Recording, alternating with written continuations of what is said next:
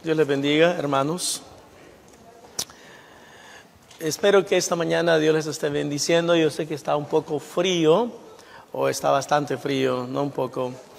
Déjenme darles rápidamente cuál es el título de mi mensaje: el costo que debemos pagar para ser discípulos de Jesús. Y es un solo versículo, Mateo capítulo 16, versículo número 24. Pero recuerden, el costo que debemos pagar para ser discípulos de Jesús. Si te aseguras que pueda llegar hasta acá, por favor, y que pueda llegar hasta acá. Thank you. Debido a mi ignorancia, cuando me preguntaban hace aproximadamente 30 años si la vida cristiana era fácil o difícil, mi respuesta era de que era fácil, 30 años atrás. Mi respuesta en ese momento obedecía a tres razones fundamentales. Primero, todavía no entendía todas las expectativas que Dios tiene de nosotros con relación a la manera en cómo debemos de vivir y practicar la vida cristiana. Número uno. Número dos, todavía no estaba casado, no tenía hijos y no tenía que lidiar con una gran variedad de situaciones que son parte de la vida familiar. Es fácil ser un buen cristiano cuando usted no está casado todavía y cuando usted no tiene hijos, cuando usted no tiene nietos. Pues todo es fácil. Pero cuando las cosas se ponen más complejas, uno se da cuenta que la vida cristiana no es tan fácil. Tercero y último, todavía no entendía la vida eclesiástica, la diversidad de situaciones que se deben enfrentar y que debemos de manejar de la mejor manera. En ese tiempo puedo afirmar con toda seguridad que para poder ser discípulos de Jesús definitivamente tenemos que pagar un costo bien alto. En este día estaré compartiendo con ustedes el mensaje titulado El costo que debemos pagar para ser discípulos de Jesús. Solamente son tres específicas cosas que voy a estar comentando y hablando, como siempre. Primero, para ser verdaderos discípulos de Jesucristo, debemos negarnos a nosotros mismos. Si van conmigo rápidamente al libro de Mateo, vamos a ir viéndolo parte por parte. Hermano, te molesto. Si miras el agua que está ahí cerca de los tissues, esa misma. Muchas gracias, hermano. Muy agradecido. Muy agradecido, muy agradecido. Pedro Vargas. Mateo 16, 24 dice: entonces dijo a sus discípulos, si alguno quiere venir en pos de mí, niéguese a sí mismo. Esa es la parte que vamos a estar estudiando. Sinceramente, la primera vez que leí este pasaje, obviamente nuevamente basado en la inhabilidad de poder entender los pasajes de una mejor manera, yo dije, ok, niéguese a sí mismo, ya no soy yo. Okay. ¿Cómo te llamas? Me llamaba Luis, pero ya no, ahora tengo otro nombre. Okay. O sea, negarse a sí mismo. Para serles sincero, negarse a sí mismo es algo diferente, es reafirmar quién soy. ¿Y quién soy verdaderamente? Bueno, de acuerdo a la Escritura, yo soy un pecador que necesita de la ayuda de Dios cada día. Eso es negarse a sí mismo. Llegar a comprender de que usted, por usted mismo, basado en sus propias fuerzas, basado en sus propias habilidades, usted no es nada. O sea, es una realidad. O sea, cuando digo que no es nada, me refiero... ¿Se acuerdan la enseñanza de Jesús en el libro de San Juan, capítulo número 15? Yo soy la vid. ¿Se acuerdan? Yo soy la vid, vosotros los pámpanos. El que permanece en mí y yo en él, este lleva mucho fruto, porque separados de mí, nada podéis hacer. Yo pensaba, también leyendo ese pasaje, nuevamente estoy hablando mucho de mi inhabilidad de comprender los pasajes bíblicos hace algún tiempo. Yo pensaba, ¿cómo que nada puedo hacer? Puedo hacer muchas cosas. Bueno, nada que valga la pena. Yo sé que puedes pecar, yo sé que puedes hacer muchas cosas, pero nada que tenga repercusión eterna puedes hacer separado de Jesús. Eso es lo que Él quiso decir. Separado de mí nada podéis hacer. Dice el apóstol Pablo en el libro de Romanos, capítulo 7, versículo 21 al 25. Por favor, les invito a, yo creo que sí, gracias hermanos, los que lo están haciendo, que lo lean, ¿verdad? No vayan a su Biblia porque perdemos mucho tiempo, pero léanlo enfrente de lo que ustedes tienen, porque eso es muy importante que usted lo lea. Así que, hermanos, así que, queriendo yo hacer el bien, hallo esta ley, que el mal está en mí. Ok, se lo voy a ir explicando brevemente. Lo que quiere decir el apóstol Pablo es de que nosotros todavía tenemos nuestra vieja naturaleza y la vieja sigue viviendo con nosotros. La vieja naturaleza, ok, sigue viviendo con nosotros. Porque según el hombre interior, ¿cuál es el hombre interior? El hombre nacido de nuevo. El hombre interior, el hombre que ha nacido de nuevo, de acuerdo a San Juan capítulo número 3, me deleito en la ley de Dios. ¿Sí están conmigo hasta acá? Versículo número 23, pero veo otra ley en mis miembros que se revela contra la ley de mi mente y que me lleva cautivo a la ley del pecado que está en mis miembros, miserable de mí. ¿Quién me librará de este cuerpo de muerte? Gracias doy a Dios por Jesucristo, Señor nuestro. Así que yo mismo con la mente sirvo a la ley de Dios, mas con la carne a la ley del pecado. Ok, ponga atención, porque esto es una dualidad y que tenemos que tener mucho cuidado. El apóstol no está diciendo de que él vive pensando solamente en agradar a Dios y haciendo lo malo. Lo que él está diciendo es que él vive pensando agradar a Dios, pero en ciertos momentos y en ciertas ocasiones él cede a la carne. ¿Y así no le pasa a usted también? Yo sinceramente, hermano, yo quisiera, honestamente, no quisiera ceder nunca al pecado, pero me doy cuenta que de vez en cuando cedo. De vez en cuando yo hago lo malo. Ahora, cuando hago lo malo, ¿verdad? No piensen, no, fíjese, la otra vez me fui a emborrachar. Llegué a las 3 de la mañana a mi casa bien borracho.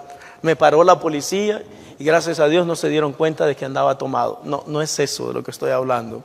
Pero de vez en cuando usted hace lo que no debe.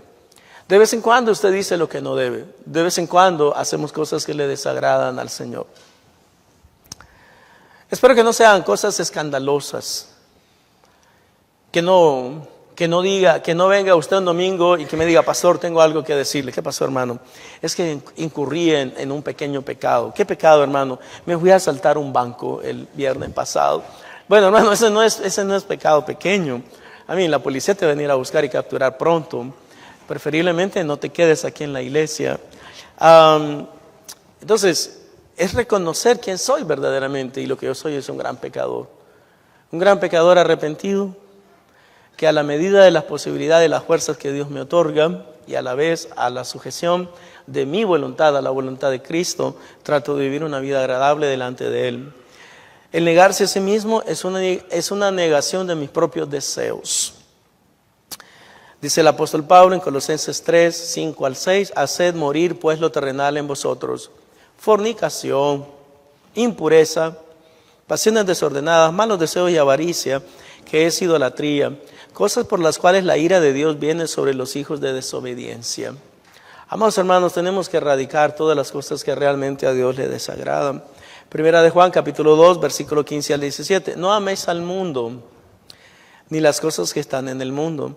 Si alguno ama al mundo, el amor del Padre no está en él, porque todo lo que hay en el mundo, los deseos de la carne, los deseos de los ojos y la vanagloria de la vida, no proviene del Padre, sino del mundo. Y el mundo pasa y sus deseos, pero el que hace la voluntad de Dios permanece para siempre. Amados hermanos, déjenme decirle, todas las cosas que usted puede disfrutar en este mundo son temporales. Le mencionaba a los hermanos, por ejemplo, la comida es temporal. Es interesante porque muchas veces uno se la pasa preparando una comida por horas, y ¿en cuántos minutos te las comes? Dependiendo, ¿verdad?, de qué tan muerto de hambre uno sea, pero a mí me gusta comer rápido. Yo honestamente me la paso 2 horas haciendo algo y me lo como en 5 minutos. En 5 minutos ya terminé. Entonces, una de las cosas que nos damos cuenta, ¿verdad?, es que la mayoría de placeres de la vida son placeres temporales. No tarda mucho realmente uno disfrutándolos, pero el punto es que si hay cosas, placeres temporales que le desagradan a Dios, que usted manténgase alejado de esas cosas. El negarse a sí mismo es una negación de mis prioridades.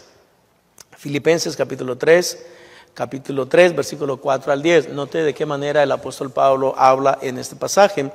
A manera de explicación y de referencia, trasfondo, para que usted entienda toda la información, había muchas personas que hablaban de que ellos eran la gran cosa.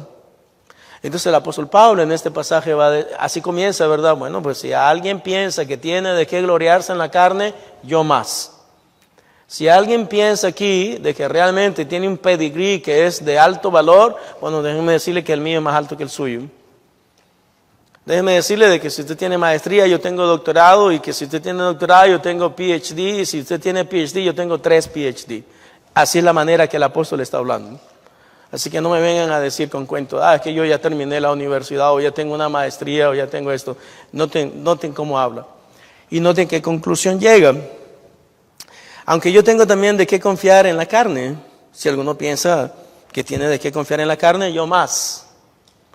Circuncidado al 8º día, del linaje de Israel, de la tribu de Benjamín, hebreo de hebreos. Y solamente me gustaría enfatizar eso de hebreos. Yo no soy mezclado, dice él. Yo soy hebreo de hebreos. Mi mamá era hebrea, mi papá era hebreo, yo soy hebreo, mi abuelo era hebreo, mi abuela era hebrea. Aquí es un puro hebreo, dice el apóstol Pablo, ¿verdad? No yo no soy hebreo. Ni hebreo tampoco. Note lo que dice. En cuanto a la ley, fariseo. ¿Ustedes quieren hablar acerca de quién es el que más guarda los mandamientos? Bueno, aquí estoy yo soy fariseo. Porque como me gusta mencionarlo muchas veces, muchas personas te dicen muchas veces, no seas fariseo. Pero a lo único que se están refiriendo es a uno de los aspectos de la vida fariseo. Solamente a uno de los aspectos. Y ese aspecto específico se refiere a que los fariseos eran hipócritas. Pero no se dan cuenta que los fariseos eran las personas que más guardaban las leyes, las ordenanzas del Señor. Si usted estudia un poco acerca de la historia de los fariseos, por lo menos los historiadores piensan que los fariseos se originaron durante el tiempo de la deportación a Babilonia. Y cuando ellos estuvieron en Babilonia, ellos siempre recordaban las razones por las cuales Dios los había mandado al exilio. ¿Y por qué los había mandado al exilio? Por desobedientes, porque no obedecían las ordenanzas. Entonces cuando ellos regresan de la deportación a Babilonia y se levanta un grupo bien fuerte, que es el de los fariseos, una de las cosas que van a enfatizar todo el tiempo es la necesidad de guardar los mandamientos. Por eso, como lo mencionaba esta mañana, cuando Jesucristo habla acerca de los fariseos y los maestros de la ley, les dice específicamente a sus discípulos, todo lo que los fariseos y los maestros de la ley les digan que ustedes hagan, ustedes háganlo. ¿Pero qué? Pero no sean como ellos, porque ellos son hipócritas. Y en este caso la palabra hipócrita de que se está hablando es que ellos decían pero no hacían. Hermano, y para serles sincero, no es una verdad que está muy alejada de la situación en que nosotros vivimos en este tiempo. Hay muchas personas que te quieren decir cómo vivir, qué hacer, qué no hacer, pero ellos no viven la vida cristiana. Son muy buenos en decirte qué es lo que tú debes hacer. Son muy buenos en expresarte, así es como tú debes de vivir, pero ¿qué acerca de ti? ¿Estás tú viviendo como le dices a los demás que deben de vivir?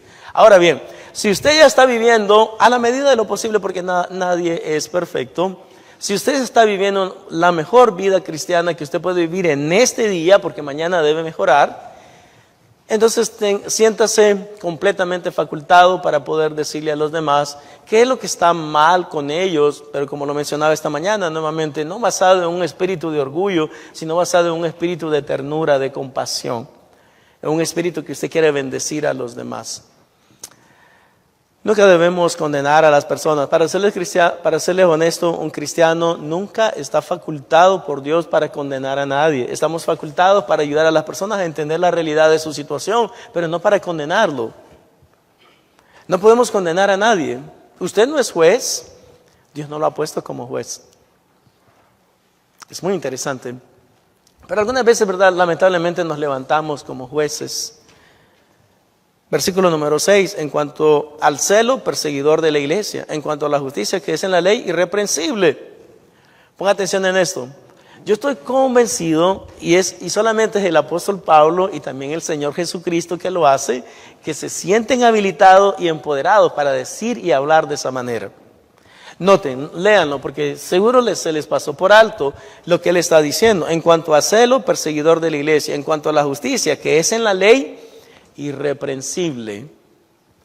O sea, si ustedes quieren buscar a alguien que ha cumplido la ley, no como este joven mentiroso que vino a ver a Jesús, pero si quieren encontrar a alguien que realmente ha cumplido los mandamientos, aquí estoy yo, dice el apóstol Pablo.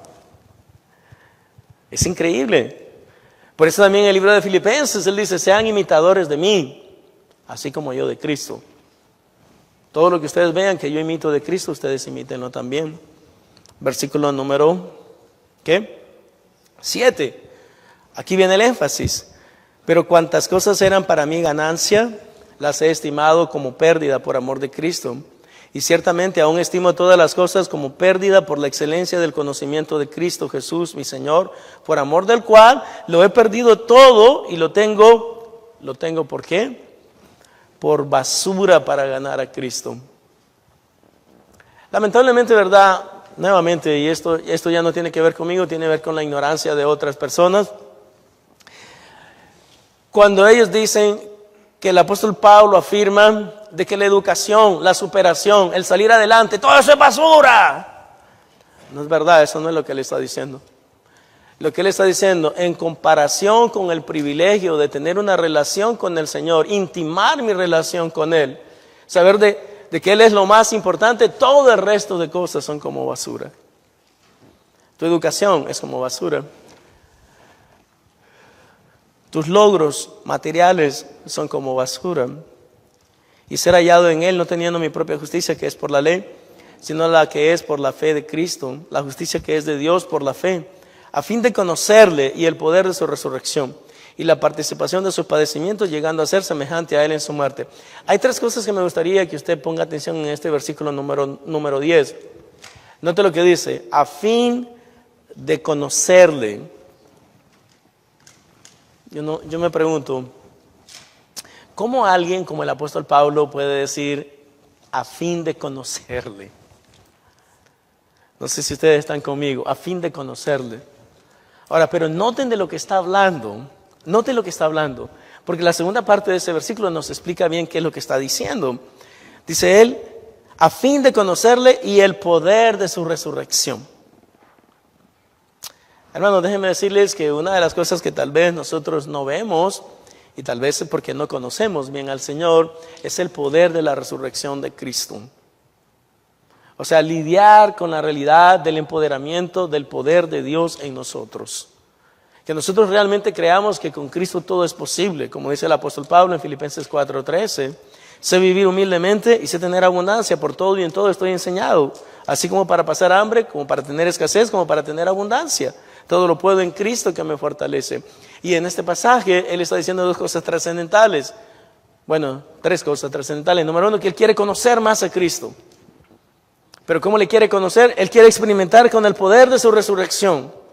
Lo que está diciendo es, ese poder que obró en el proceso de la resurrección de Cristo, yo creo que también sea una realidad en mi vida. Yo quiero que Dios obre en mí.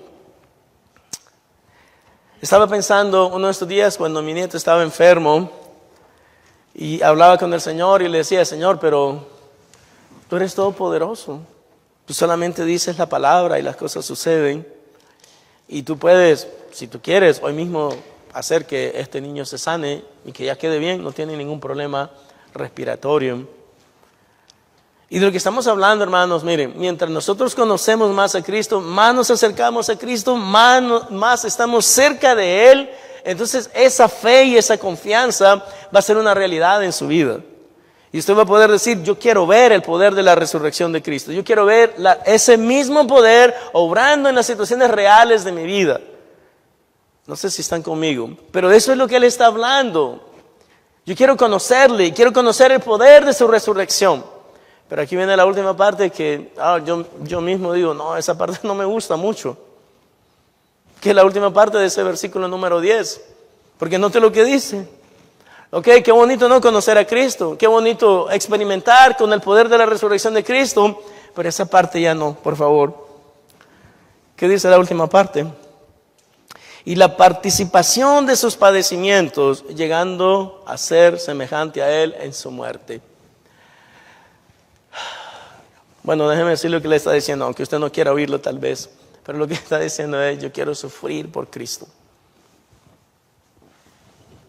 No solamente quiero experimentar con su poder, que Él sana, que Él levanta, que Él provee, que Él bendice, que Él prospera, que Él está conmigo. Yo también quiero experimentar con el sufrimiento de Cristo. Eso es lo que Él está diciendo. Y la participación de sus padecimientos, llegando a ser semejante a Él en su muerte. Y esa última palabra que Él dice, lo que está diciendo es, yo estoy dispuesto a morir por Cristo.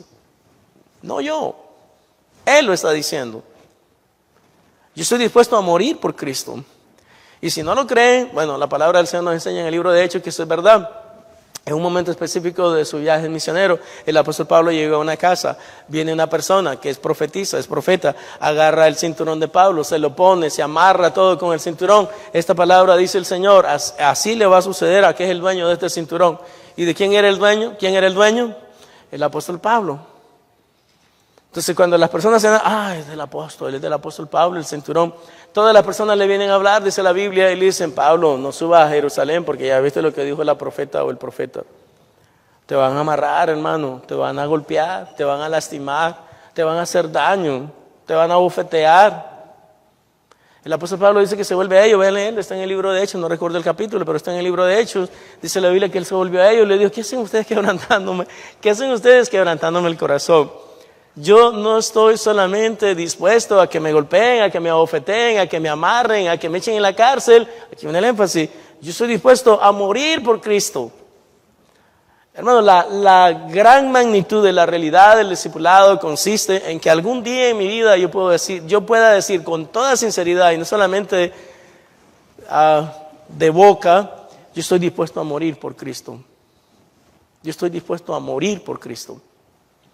Y cuando usted lo diga de corazón, cuando usted lo diga con confianza, con fe, con certidumbre, entonces usted en ese momento ha alcanzado el nivel más alto del discipulado. Dispuesto a entregar su vida por lo que cree. Yo estoy dispuesto a morir por Cristo. Yo sinceramente le digo, yo no sé si yo lo puedo decir hoy. No sé. Pero obviamente cuando Él lo decía de todo corazón. E interesantemente va a cumplir su palabra, va a morir por Cristo. Por eso en Filipenses 1:21 dice, porque para mí, el vivir es Cristo. Y el morir es ganancia. Es ganancia, así es como lo veo. Yo lo veo como ganancia el morir. Entonces, negarse a sí mismo es llegar a un punto en tu vida donde tú y yo comprendemos que lo más importante en tu vida es Cristo, nada más lo es. Segundo, para ser verdaderos discípulos de Jesucristo debemos tomar nuestra cruz.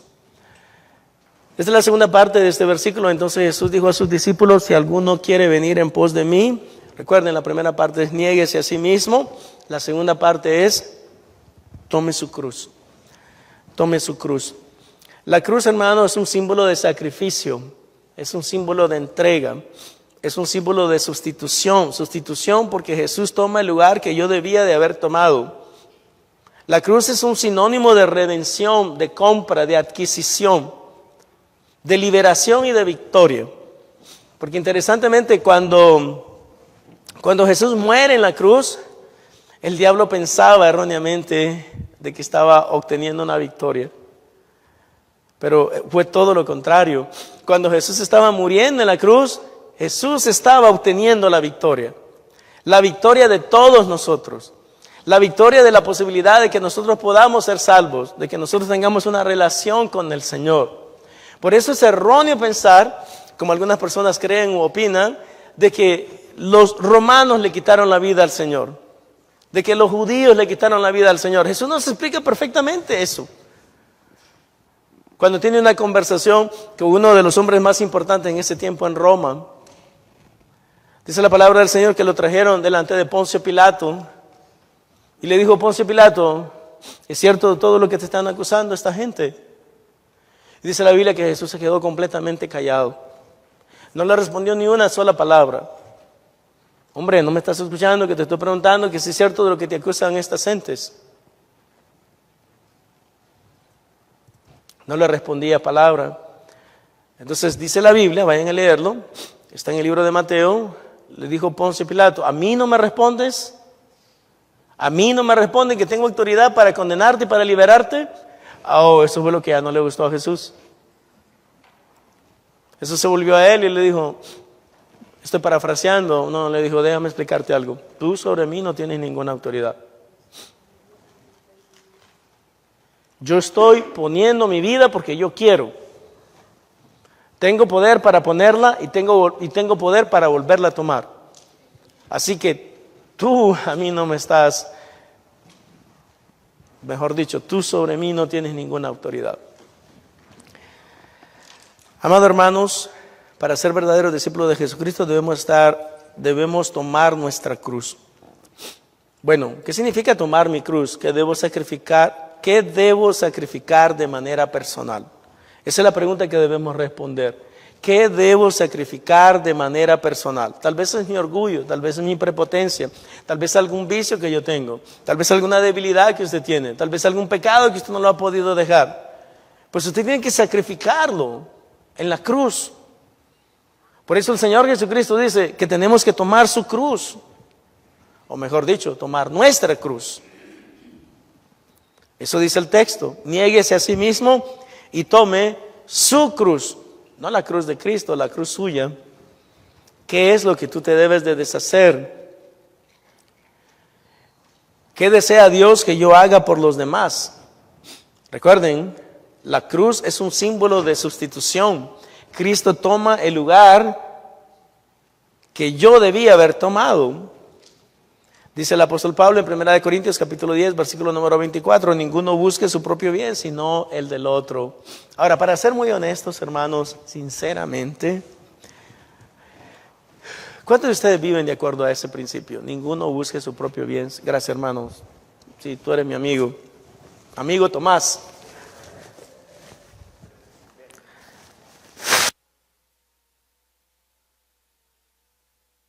De acuerdo a ese principio.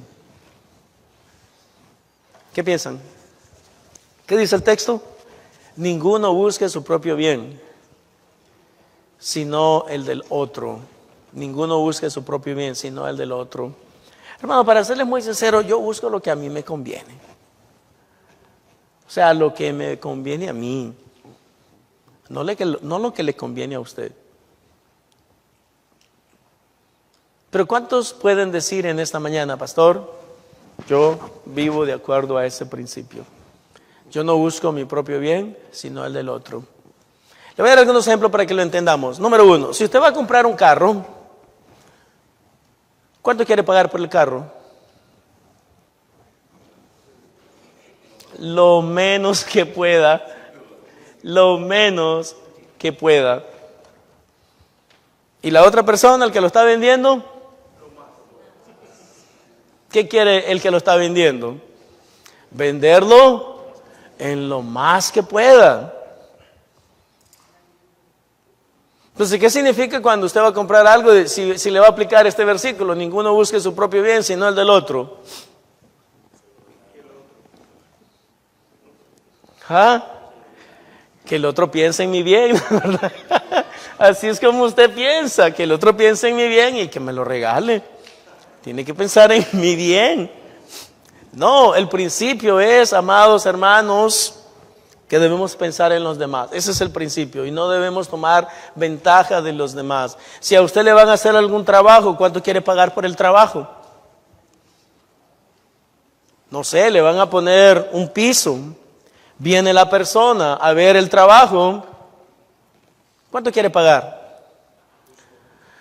Lo menos que pueda. Bueno, la realidad es que debemos de pensar un poquito más cristianamente y pensar, yo creo que lo que realmente este versículo nos dice es que debemos de ser justos. Debemos practicar la justicia, debemos vivir una vida equidad. ¿En qué área de mi vida necesito obtener una victoria? Probablemente hayan áreas en tu vida en que realmente necesitas obtener la victoria. Tercero y último, para ser discípulo de Jesucristo debemos seguirle. Hermanos, ponga atención porque esto es algo muy importante. Una de las cosas que me he dado cuenta en la vida cristiana es que algunas veces yo no estoy siguiendo a Cristo. Yo estoy siguiendo mis propios deseos, estoy siguiendo mis propias vanidades, estoy siguiendo mi propia carnalidad. Y en esos precisos momentos yo le puedo garantizar de que yo no estoy siguiendo a Cristo. Ahora, ¿qué sucede si usted no está siguiendo a Cristo?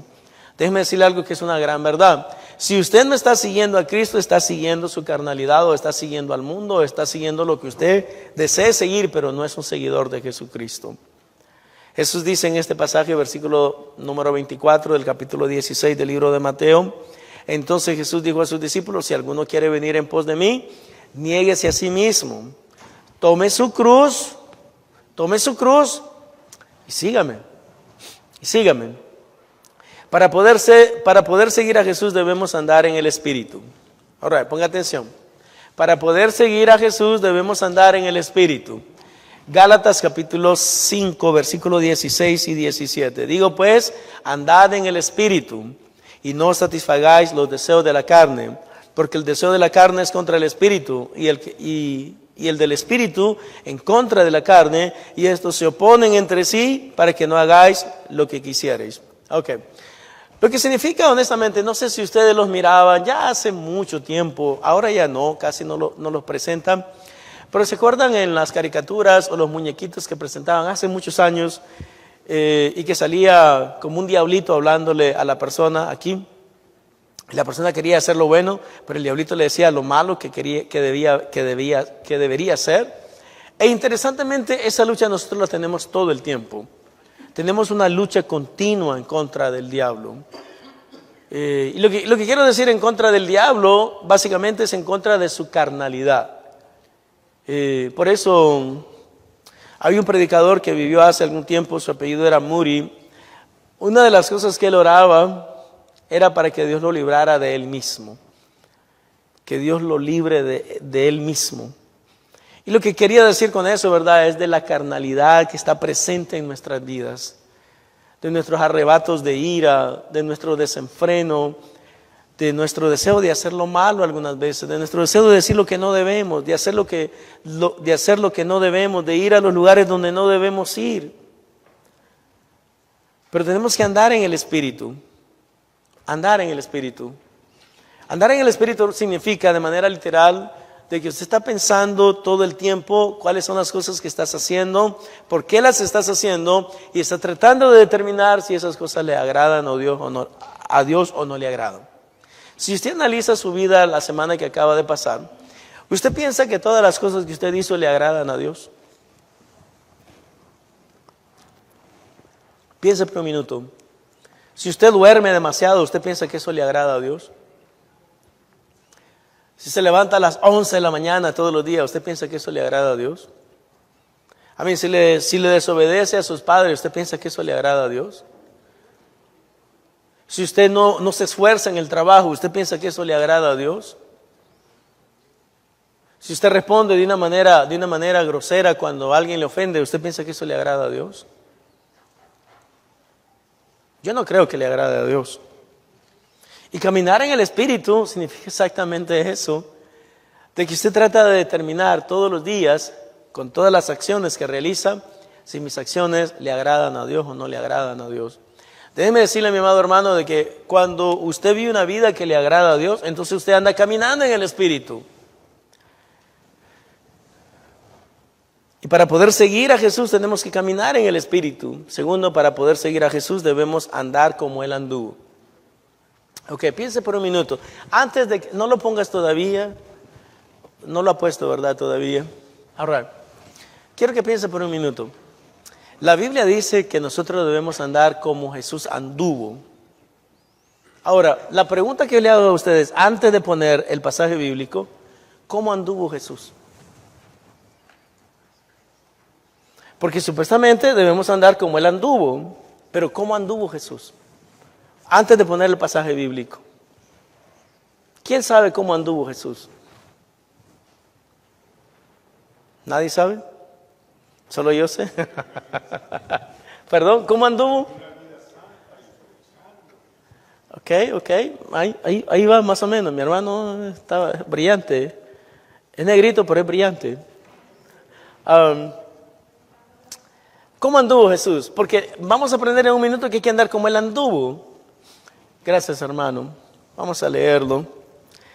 Para poder seguir a Jesús debemos andar como Él anduvo. Ahora bien, Primera de Juan, capítulo 2, versículo número 3, versículo al 6, dice lo siguiente: en esto sabemos que nosotros le conocemos, si guardamos sus mandamientos. El que dice yo le conozco y no guarda sus mandamientos, ¿qué dice?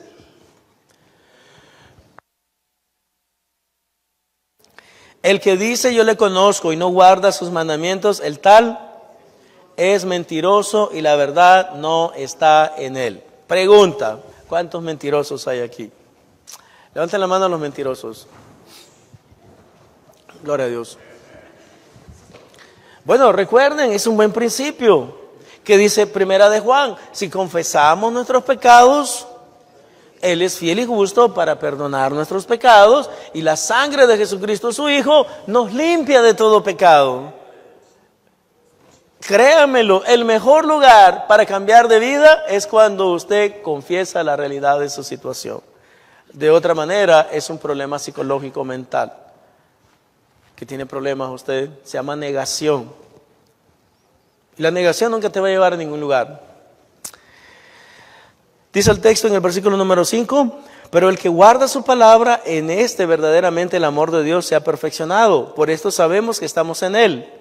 El que dice que permanece en Él, noten, ahí está el pasaje que les digo que la Biblia dice que debemos andar como Él anduvo, ¿no es verdad? Ese versículo, lo pueden mirar ustedes ahí adelante. El que dice que permanece en Él, debe andar como Él anduvo.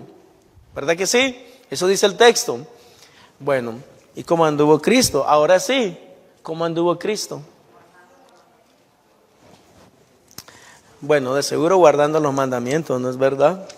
100% verdad. Vamos a ir al libro de Hechos, vamos a leerlo allí enfrente de ustedes. Hechos 10, 37 al 39, si están ahí.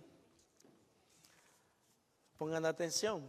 Vosotros sabéis lo que se divulgó por toda Judea, comenzando desde Galilea, después del bautismo que predicó Juan, cómo Dios ungió con el Espíritu Santo y con poder a Jesús de Nazaret, y cómo éste anduvo haciendo bienes y sanando a todos los oprimidos por el diablo, porque Dios estaba con él. ¿Cómo anduvo Jesús?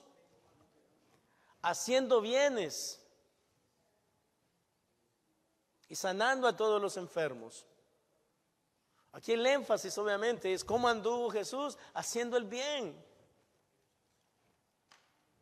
No haciendo el mal, haciendo el bien. Siendo de bendición para los demás, siendo de ayuda para los demás, siendo de asistencia para los demás.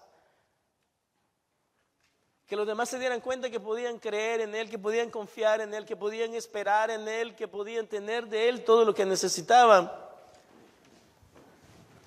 La ayuda espiritual que necesitaban. Dice la Biblia en ese versículo: cómo Dios ungió con el Espíritu Santo y con poder a Jesús de Nazaret, y cómo éste anduvo haciendo bienes y sanando a todos los oprimidos por el diablo, porque Dios estaba con él. Y nosotros somos testigos de todas las cosas que Jesús hizo en la tierra de Judea y en Jerusalén, a quien mataron colgándole en un madero. Por último, para poder seguir a Jesús debemos ser imitadores de Cristo. Imitadores de Cristo. Juan capítulo 13, versículo número 15, el mismo Jesús está hablando, dice: porque ejemplo os he dado para que como yo os he hecho, vosotros también hagáis. Y 1 Corintios 11:1 dice el apóstol Pablo: sed imitadores de mí, así como yo de Cristo. Hermano, ¿cuántos saben lo que es imitar a alguien? No sé si usted alguna vez ha jugado un juego que se llama El Espejo. ¿Cuántos han jugado el juego del espejo? ¿Sí lo han jugado? Okay, todos los días. En que está una persona y viene otra persona y todo lo que uno hace lo tiene que hacer el otro. ¿Sí lo han jugado alguna vez? No sé, yo digo, la persona tiene que hacerle así. Pongo así, la persona tiene que hacerle. Me meto el dedo en la boca, la persona tiene que hacerlo. Porque es un espejo. Y a eso es lo que se llama imitar. Imitar es hacer todo lo que usted ve de que alguien más hace o ha hecho. Y Jesús exactamente eso es lo que nos dice a nosotros. El apóstol Pablo es lo mismo que nos dice: hey, ustedes sean imitadores de mí, así como yo de Cristo. Todas aquellas cosas que reflejen la conducta de Cristo en mí y que ustedes las han visto presentes en mi vida, ustedes también háganlas. Ustedes también imítenlas. ¿Cuál es la conclusión y la aplicación de todo esto? Primero, la vida cristiana, créanmelo, no es necesariamente fácil. Tenemos que lidiar con nuestros propios pecados y debilidades, los pecados y debilidades de los demás, y la batalla continua que tenemos con el mismo diablo, tratando de hacernos incurrir en desobediencia y en pecado. Ahora, dejo claro, ¿verdad?, de que yo no creo que el diablo a mí me hace hacer nada. Todo lo malo que yo hago, lo hago porque yo quiero. Lo voy a repetir. Yo no creo que el diablo me hace a mí hacer nada malo. Todo lo malo que yo hago, lo hago porque yo quiero. Lo único que el diablo hace es traer a mi recuerdo las cosas malas que a mí me gustan hacer. Número uno. Número dos, también él crea condiciones propicias para que yo más fácil pueda incurrir o deslizarme en algo que a Dios le desagrada. Pero yo quiero dejar clarísimo esta tarde de que todo lo malo que yo hago, lo hago porque yo quiero. El diablo a mí no me forza a hacer nada.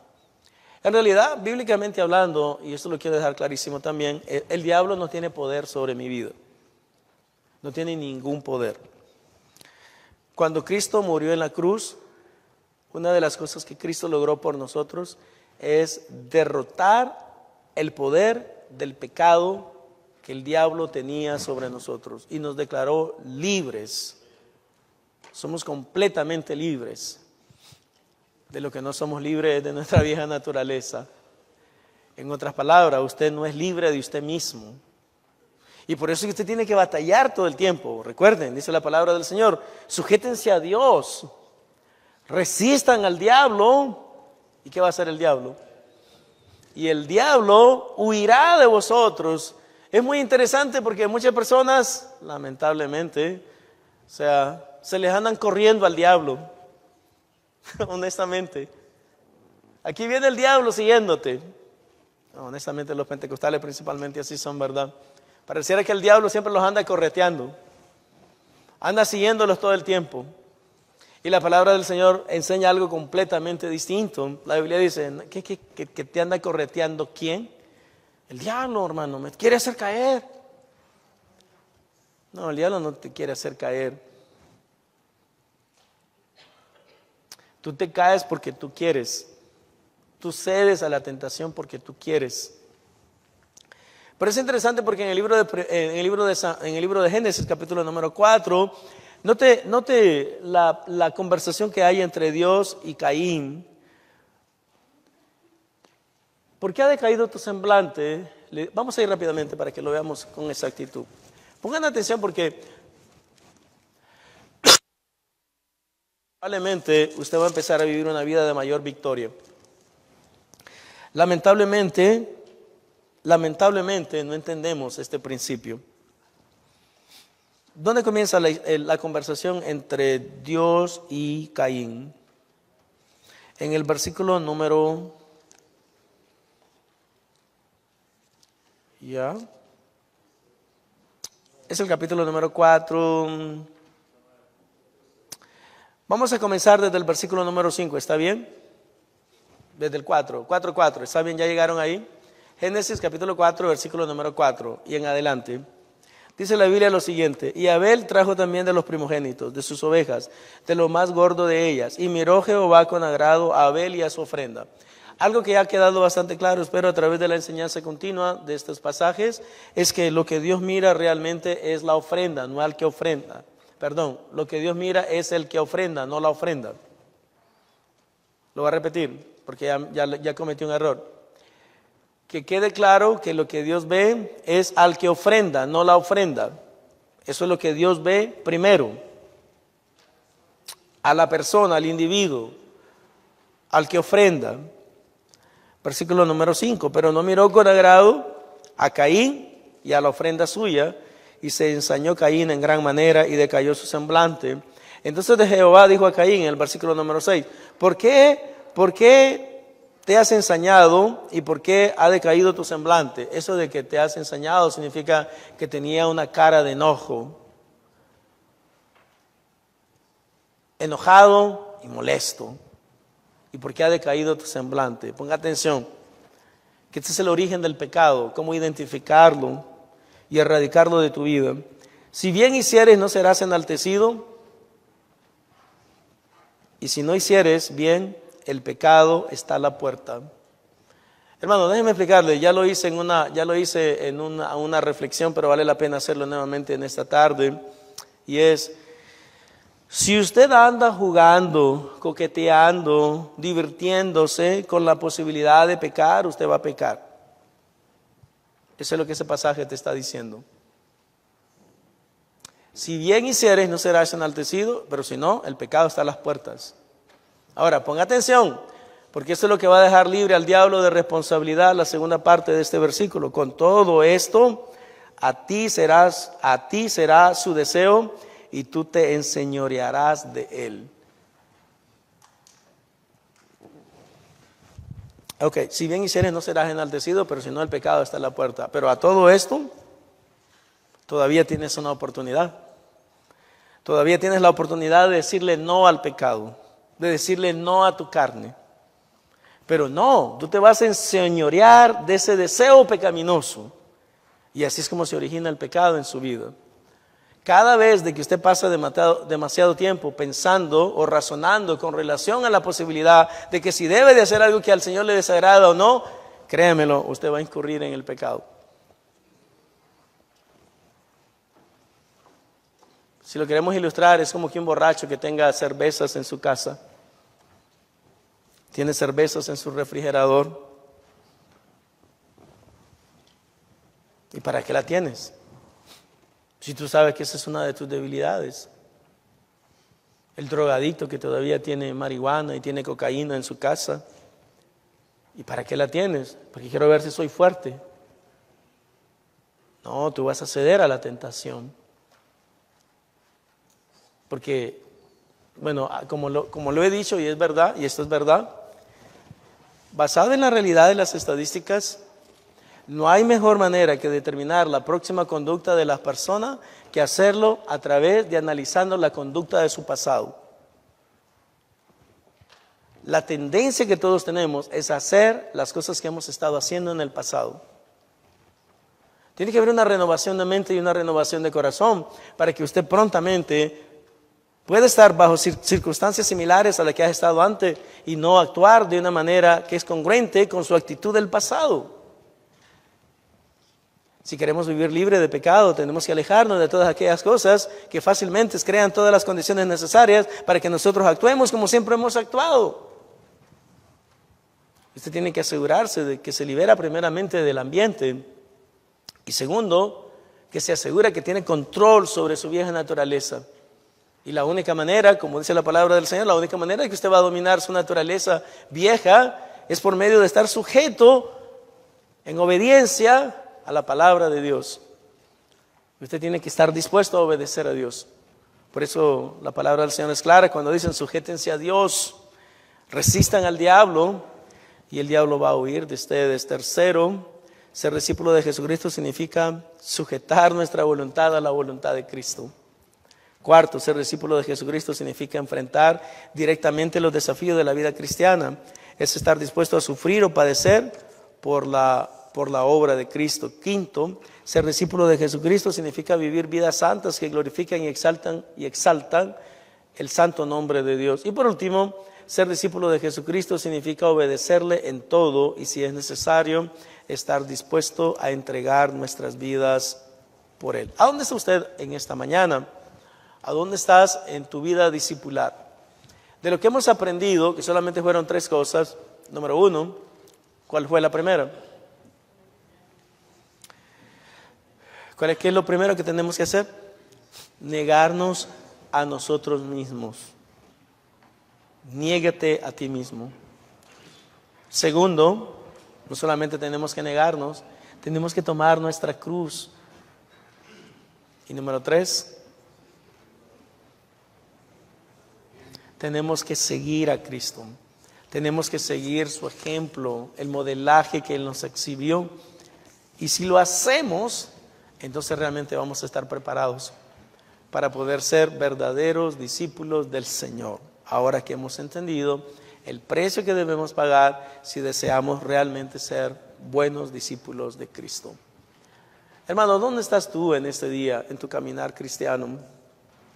Yo quisiera orar por ti en este día. Si tú te sientes tal vez de que no estás muy bien, o tal vez tú dices, no, yo me siento que estoy bien, pero necesito mejorar. Yo quiero invitarte que ahí donde estás, te pongas en pie. Y me gustaría orar por ti como líder del grupo, como pastor de esta iglesia. Pedirle a Dios que te ayude, que te fortalezca, que puedas vencer tu carne, que puedas vencer tu carnalidad. Que yo pueda vencer mi carne y pueda vencer mi carnalidad. Y que podamos ser todos instrumentos útiles en las manos de Dios. Que podamos ser de bendición para los demás. Que Dios nos pueda usar para su gloria. ¿Qué les parece? Si gusta y lo desea, puede acercarse a alguien. Si es mujer, usted preferiblemente una mujer. Si es varón, entonces con un varón. Pero si es pareja, pues está muy bien. Así como pareja podemos orar.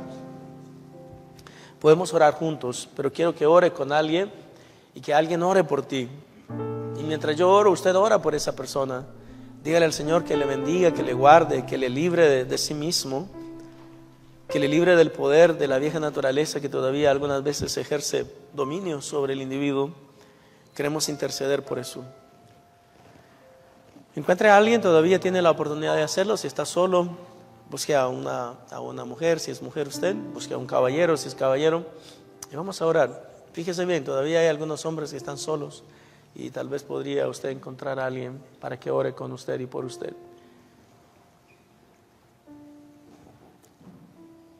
Entre 3 también pueden orar, no tengan problema. La idea es que oremos, que esa persona ore por ti. Vamos a orar, ¿está bien? Nuestro buen Padre Celestial, pausamos en este día, reconociendo nuestras debilidades, nuestras falencias, reconociendo que muchas veces, Señor, hacemos las cosas que no deberíamos hacer. Decimos cosas que no deberíamos decir. Vamos a lugares que no deberíamos de ir. Vemos cosas que no deberíamos de ver. Señor, ¿y qué te podemos decir? Sino pedirte perdón a ti, venir con un corazón contrito, un corazón humillado, porque eso dice la Biblia, que al corazón contrito y humillado no despreciarás tú, oh Dios. Señor, y así venimos delante de ti en esta tarde, no basado en ningún mérito, porque no tenemos ninguno, pero venimos confiados al trono de la gracia, donde podemos recibir de parte tuya la ayuda que necesitamos, el oportuno socorro, así como dice la Biblia. Señor, perdónanos por nuestros pecados, perdónanos por nuestras rebeliones, perdónanos por nuestra negligencia. Perdónanos, Señor, por no priorizarte a ti, porque tú muchas veces no eres lo más importante para nosotros y tú lo deseas. Tú deseas que tú seas lo más importante, no porque tú necesites de nosotros, pero porque entiendes que yo necesito de ti. Y que cuando estoy cerca de ti puedo vencer todas las tentaciones. Cuando estoy cerca de ti soy un mejor individuo. Cuando estoy cerca de ti puedo ser un mejor padre, una mejor madre, un mejor hijo, un mejor trabajador, un mejor empleado, un mejor jefe. Pero cuando no, Señor, entonces me vuelvo rebelde y empiezo a vivir una vida que no te agrada, una vida que no te glorifica, y empiezo a lidiar con las mismas consecuencias de mis propias acciones, y me doy cuenta que se convierte en un círculo vicioso que no me lleva a ningún lugar, que estoy batallando con lo mismo y en lo mismo todo el tiempo. Pero, Señor, en esta tarde queremos que tú nos ayudes. Queremos que el Espíritu Santo sea nuestro consejero, que sea nuestro intercesor, y que Él sea el que realmente te diga a ti lo que yo necesito, porque eso dice tu palabra, que el Espíritu Santo, ¿qué debemos pedir? Como debemos, no lo sabemos, pero el Espíritu Santo intercede por nosotros con gemidos indecibles, cosas que yo no entiendo, pero el Espíritu Santo las comunica al Padre y le dice: ayúdale en esta área, ayúdale de esta manera, no necesariamente como Él lo está solicitando, pero eso es lo que más necesita en este momento de tu ayuda. Gracias, Padre, porque podemos venir al trono de la gracia. Gracias porque podemos descansar en ti. Gracias porque en ti podemos tener el oportuno socorro, la ayuda que necesitamos, la asistencia que viene de parte de Dios. A ti, Señor, te damos la gloria y la honra en este día, en el nombre de Jesús. Amén.